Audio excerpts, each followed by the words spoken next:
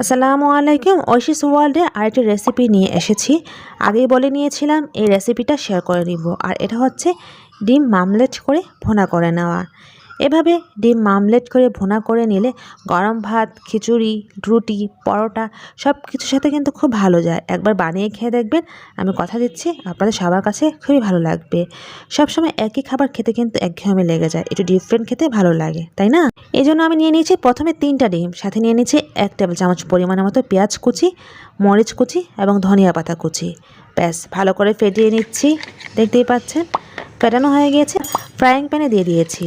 আমি এভাবে 2টা স্টেপ করে নিব, 3টা করে একসাথে 6টা দিয়ে নিই। প্রথমে 3টা ভেজে নিচ্ছি। আর এই রেসিপিতে অবশ্যই 3টা করে নিতে হবে, কারণ যদি পাতলা হয়ে যায় ডিমটা সেক্ষেত্রে কিন্তু ভেঙে যায়। তাই আমি 3টা করে নিয়েছি। আর ফ্রাইং প্যানে দেওয়ার পরপরে কিন্তু উল্টিয়ে দিব না, কিছুক্ষণ রেখে তারপর উল্টিয়ে দিব, তা না হলে ভেঙে যাবে। বেশ আমি 1 মিনিট রাখার পরপরই উল্টিয়ে দিচ্ছি। আর এই স্প্যাচুলা দিয়ে কেটে নিতে সুবিধা হচ্ছে, তাই এটা আমি নিয়ে নিয়েছি। এই স্প্যাচুলা দিয়ে আমি আমার মতো করে স্লাইস করে নিচ্ছি। আপনারা আপনাদের মতো করে স্লাইস করে নেবেন, কেউ ছোট করতে পারেন, কেউ বড় করতে পারেন।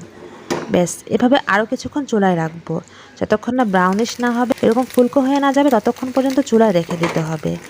তো আমার এটা পারফেক্ট হয়ে গিয়েছে। এবার আমি ঢেলে নিচ্ছি। ব্যাস কালারটা দেখুন কতটা সুন্দর হয়েছে। ঠিক এরকম কালার হয়ে আসলে তখনই নামিয়ে নেবেন।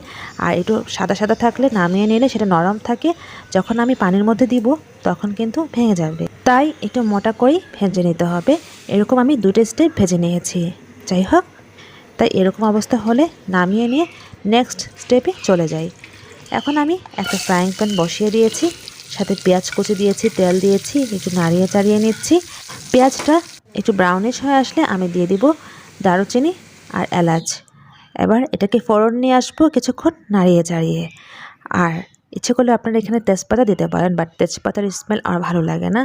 1 টেবিল চামচ পরিমাণের মতো আমি আদা রসুন পেঁয়াজের পেস্ট দিয়ে দিয়েছি, যেহেতু আমার 6টা ডিমের আয়োজন, তাই না? তো নাড়িয়ে চাড়িয়ে নিচ্ছি। ঠিক মশলাটা ভালো করে কষিয়ে নিতে হবে, যেহেতু ডিমের তরকারি। এবার দিয়ে দিচ্ছি টমেটো কুচি। ব্যাস এভাবে নাড়িয়ে চাড়িয়ে আমাকে ভালো করে কষিয়ে নিতে হবে। যেহেতু ডিমের তরকারি, ডিম কিন্তু অলরেডি হয়ে গিয়েছে, ভেজে নিয়েছি। এবার মশলাটাকে ভালো করে মডিফাই করতে হবে, তাই না? ভালো করে কষাতে হবে। প্রয়োজন মতো মশলা দিচ্ছি 1 চা চামচ করে। হলুদের গুঁড়ো, মরিচের গুঁড়ো, ধনিয়া এবং জিরার গুঁড়ো দিয়ে দিয়েছি 1 চা চামচ করেই দিয়েছি। আর ডিমের তরকারিতে মশলা একটু কম হলেই ভালো হয়। তো আবারও নাড়িয়ে চাড়িয়ে নিচ্ছি। আর এই মশলাটাকে ভালো করে কষিয়ে নিচ্ছি, দেখতেই পাচ্ছেন টমেটোর মাঝখানে।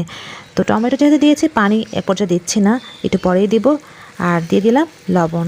আমি এখানে 1 চা চামচ পরিমাণের মতো লবণ দিয়েছি, যেহেতু ডিম ভাজির মধ্যে লবণ আছে, তাই লবণটা ওইভাবে দিয়ে নিয়েছি।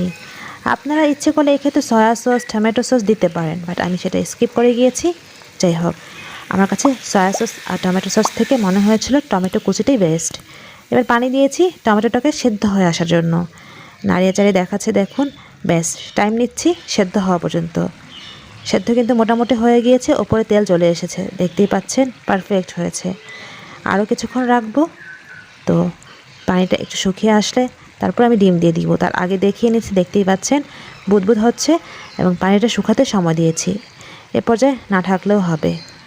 তো আবার নাড়িয়ে দেখাচ্ছি, দেখুন একটু ঘন হয়ে এসেছে ঝোলটা, তাই না? পানিটা কিন্তু শুকিয়ে এসেছে। এবার আপনারা কিন্তু ঝোল বেশি খেলে এখানে ঝোলের পরিমাণটা বেশি দিতে পারেন। আমি মাখা মাখা চেয়েছি, তাই ঝোলটা কমিয়ে নিয়েছি। এ পর্যায়ে ডিমটা আমি ঢেলে দিচ্ছি। ব্যাস ডিমটা ঢেলে দেওয়ার পর আলতো আলতো করে নাড়াতে হবে, যেহেতু এখানে পানি আছে।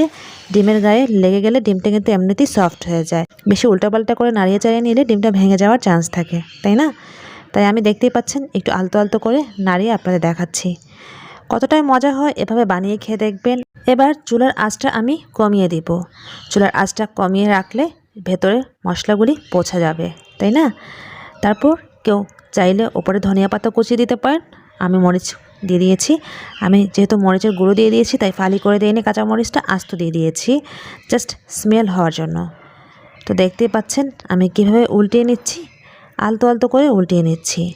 এক পাশে ঝোল প্রবেশ করার পরপরই আরেকটা পাশ আমি উল্টিয়ে দিচ্ছি এবং খুব রসালো হয়েছে, আপনারা নিজেরাই বুঝতে পারছেন। তো দেখুন কত সুন্দর কালার হয়েছে। ব্যাস হয়ে গিয়েছে। এবার আমি সার্ভিং ডিশে নিয়ে নিচ্ছি। দেখতেই পাচ্ছেন আমি কী পর্যায়ে ঝোলটা রেখেছি।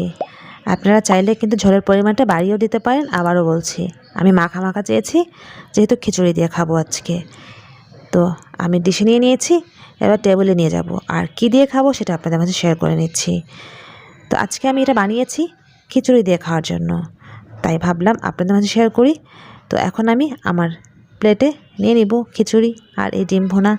এভাবে ডিম ভুনা কিন্তু খেতে পারি আমরা, তাই না? সবসময় তো একই স্টাইল ডিম ভুনা খেতে ভালো লাগে না, তাই এভাবে আমরা বানিয়েও খেতে পারি বা ডিম পোস্ট করে বানিয়ে খেতে পারি। যাই হোক, কেমন লেগেছে, কেমন হয়েছে কমেন্ট সেকশনে জানিয়ে নেবেন।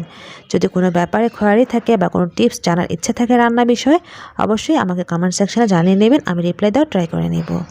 তো দেখতেই পাচ্ছেন আমি খিচুড়ি দিয়ে খাচ্ছি, আপনারাও খিচুড়ি অথবা গরম ভাত দিয়ে খেয়ে দেখতে পারেন। আজ এ পর্যন্তই, আবার কথা হবে। আল্লাহ হাফেজ, আসসালামু আলাইকুম। Thank you so much for watching.